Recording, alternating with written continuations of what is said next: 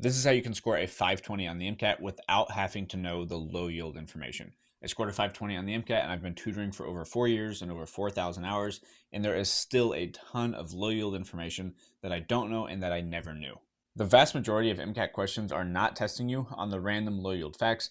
They're actually testing you on having a very, very thorough understanding of the main ideas and the big concepts in all of those MCAT subjects. Take the electron transport chain, for example. If we look at complex one, what you really need to know is that NADH is donating 2 electrons, and those 2 electrons are reducing a molecule of ubiquinone into ubiquinol. And if you look at a big name textbook, there could be 3 or 4 more steps that they talk about just for complex one. But those details are very, very unlikely to come up on the MCAT.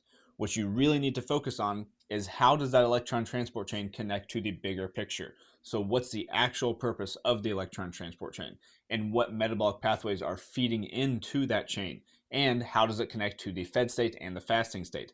All of those things are much bigger picture ideas that require you to have a genuine understanding of what's going on. However, just because I'm saying focus on the high yield information doesn't mean that there is not still a ton of information and quite a few details that you need to have memorized extremely well. And in fact, that is still one of the places that most people can improve on the most. They don't have information memorized well enough.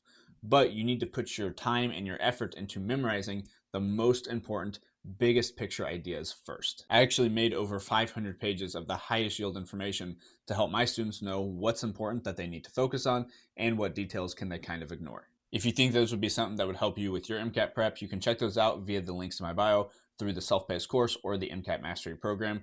Both of those also come with ways to help you make your entire MCAT schedule from start to finish. And if you do 3 or 6 months, you can get a UWorld discount with those.